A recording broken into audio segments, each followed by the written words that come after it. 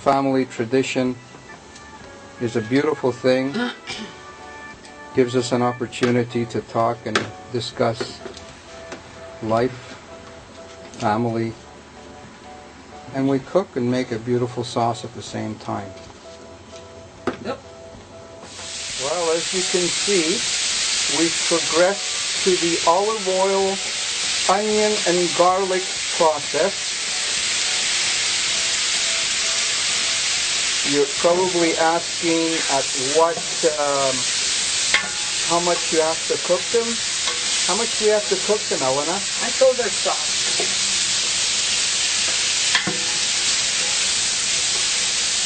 Now they're about ready. You can add the tomatoes. So now we are going to add the tomatoes.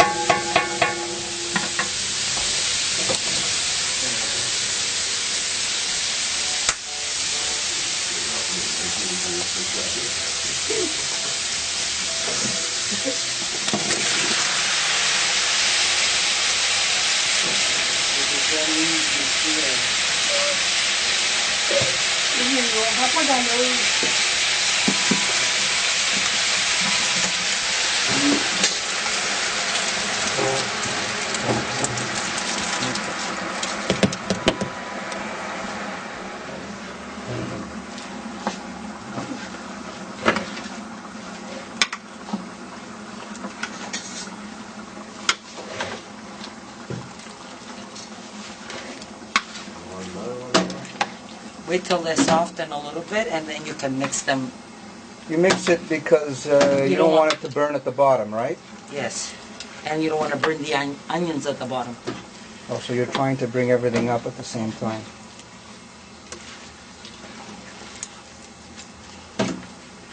It's like canoeing. Eh? Yeah. Better have strong arms. Got to be a real strong Sicilian woman to do that, let me tell you. Yeah. Mm-hmm. All you men out there wonder about Sicilian women. They're very strong.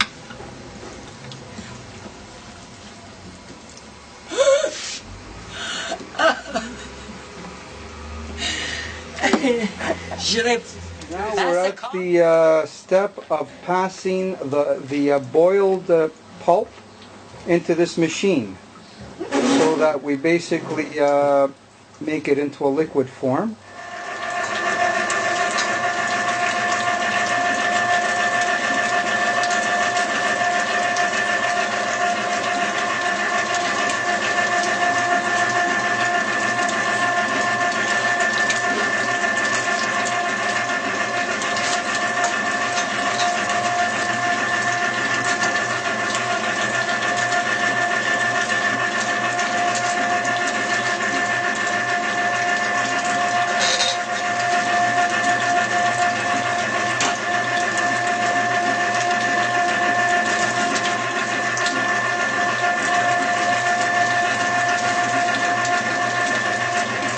Basically, we're going to add the salt. How much salt are you putting? It's a lot. A look means by the eye, but I've counted 3 palms of salt. There's approximately 65 liters of sauce in there, so make your own calculations. So 3 handfuls of salt for 60 liters of sauce. What did you say? You taste later and adjust your salt accordingly. Very good. Now what's next? What's coming next? Now we'll put some oregano. Oregano. Does it specifically have to be fresh? Well, you're using dry, right? Dry. Okay, hold on now. 1 palm? About 2 palm? 2 palm to 60 liters of sauce. 2 palm. Very good. What's next? Some garlic powder. Garlic powder. Even though you put fresh garlic, why would you put garlic powder 1 palm? It's a personal taste. If you like it, you put it. If not, 2 palms. So 2 palms, oh my God, lots of garlic in that sauce, eh? So 60 liters of sauce, 2 palms of garlic. Anything else? yes, black pepper. Black pepper. Freshly grounded black pepper. 1 palm, 2 palm for 60 liters of sauce. Unbelievable. This is unbelievable. Anything else? And I put some dry basil. Dry basil's coming. 1 palm, 2 palm. Unbelievable. 60 liters of sauce. Oh, something special is coming. Oh, This is from the garden, fresh from the garden. later. No, I'm gonna You're basically spreading it around, as I can see. stir it. Stirring it.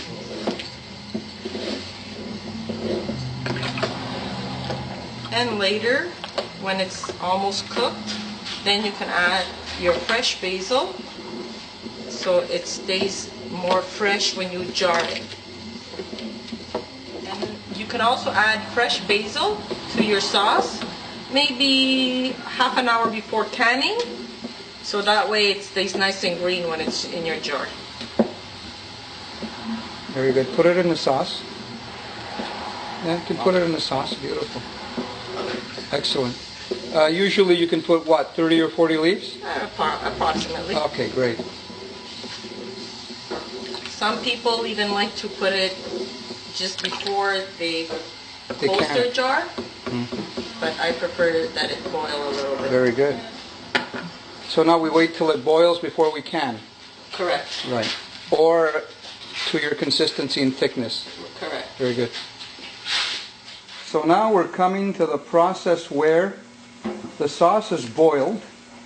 We've gotten the right consistency, and now we start to can. These are mason jars. As soon as you tighten the mason jar, what happens is when the sauce cools, it sort of like compresses, and it stays fresh for a couple of years without refrigeration. This process over here is where we put the cans under blankets, so this way it'll cool very, very slowly. This is also to so that the sauce doesn't go bad. So then basically, once you've waited for the cooling of the tomatoes, I have set up an area in my basement with shelving, and I store the tomato sauce for a year or two. As you can see, I have over 200 jars. Box of bruised tomatoes, ones that are way overripe. Go to your CSA, go down the row if you can, and pick the stuff that's on the ground. So, shitty tomatoes, really inexpensive. That's number one. Number two, onions. Number three, garlic, olive oil. Why don't you get something that you can sweeten stuff with, let's say honey, sugar. That's the core, basically, of those three items. Vinegar.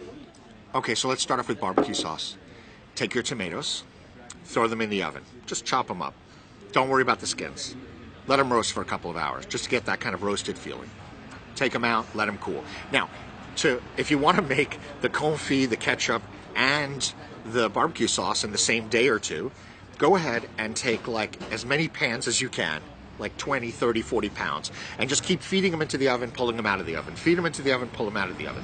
And then take all of those roasted tomatoes, you're talking like a big amount, and put them in whatever vessel you can to just keep them fresh for that day and the day after, to create your three different things. All right, so let's go barbecue sauce. Take the tomatoes, put them in a vessel, a pot, right? Go ahead and on the side, saute yourself some onions, do a reduction of vinegar. And when I say vinegar, I mean, like simple red wine vinegar. I use cider vinegar actually a lot because I like that flavor. So onions, vinegar, garlic. What kind of herbs do you like? Do you like something that's a little bit more earthy? So you're looking at thyme and rosemary. Make this kind of slaw, right? This whole melange of stuff. Throw it in with the tomatoes. Add a shitload of vinegar, okay? Just a ton of vinegar. Taste it and let it boil down. You want to put other stuff in it? Yeah, sure. Sweeten it up with some sugar, maybe a little honey. You have other flavors you enjoy? Put them in, for goodness sake. In my barbecue sauce, I throw peach jam, okay, as it's cooking. So I get that little, and I don't use as much sugar. So I end up with that really kind of fruity, peachy flavor. You like to spice it up? Go ahead, throw Tabasco sauce in, throw some fresh peppers in. It really doesn't matter. The vinegar and the tomatoes is what gets you that barbecue-ish flavor. That's it. I mean, that's how you make frickin' barbecue sauce. You want to make ketchup? Well, you really pretty much can do the exact same thing with less vinegar and a little sweeter. I swear to you. And reduce it more, and you got more of kind of a ketchup-y type of texture. If you want to have it super, super, super smooth, put it in a blender. If you just want to have it a little bit more kind of chunky smooth, put it in a Cuisinart and pulse it. So simple. Really the exact same process. It's vinegar that's the big difference. So, tomato confit. Couldn't be more simple. You basically take jars like this. Let's say you fill that up 3/4 of the way with tomato. Not any of the drained liquid on the bottom. So just the hunks of tomato. You fill it up. You put a little garlic in. Whole cloves is wonderful. Any of the herbs you would like. Traditionally, rosemary, thyme, those kind of really earthy Provençal herbs. And then fill it up with olive oil. Nice, basic quality olive oil. Done. You just put the lid on that baby, put it in the back of your refrigerator. It'll stay forever. That's how you make tomato confit. So, anyway, 3 simple things to make with basically